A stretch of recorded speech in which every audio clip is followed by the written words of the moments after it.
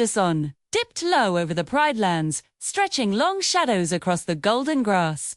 Kion walked ahead of the lion guard, his brows furrowed.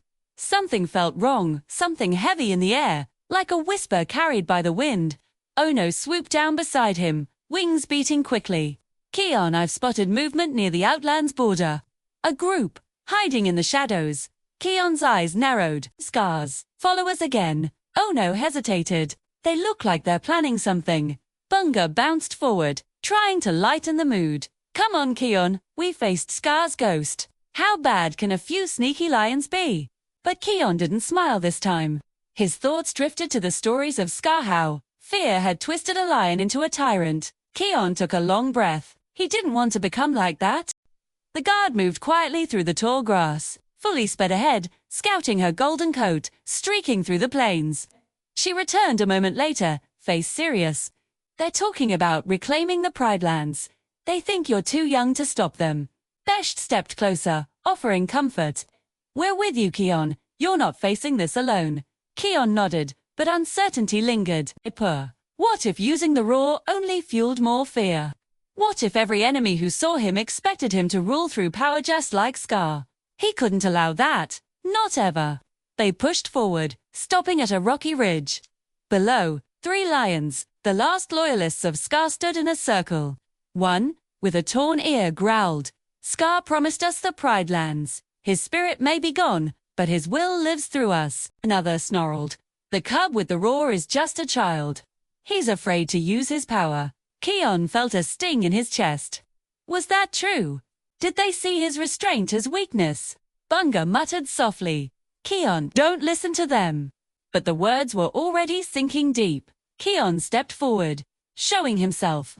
The Pride Lands are not ruled by fear anymore, he said, voice firm. View on peace. You can still choose it. The lions turned sharply, startled but unafraid. Peace, one scoffed. Scar taught us strength. We take what we want. They leaped toward him. Before Kion could react, Fuli blocked one attacker with a swift kick, and Beshte charged, stopping another. Bunga leaped on one lion's back, shouting, we don't want to hurt you. Bah. Their enemies kept fighting, clawing wildly.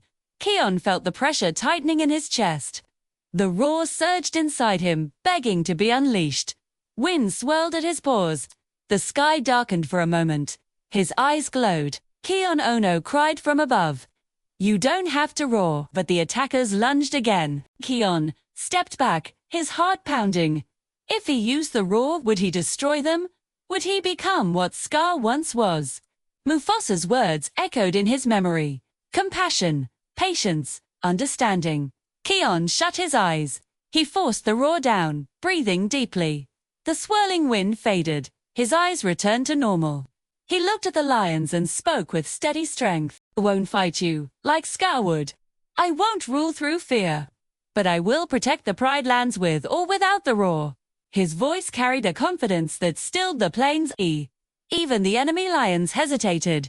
Beshte gently blocked their retreat. Please, there's a better life in the Pride Lands if you choose it.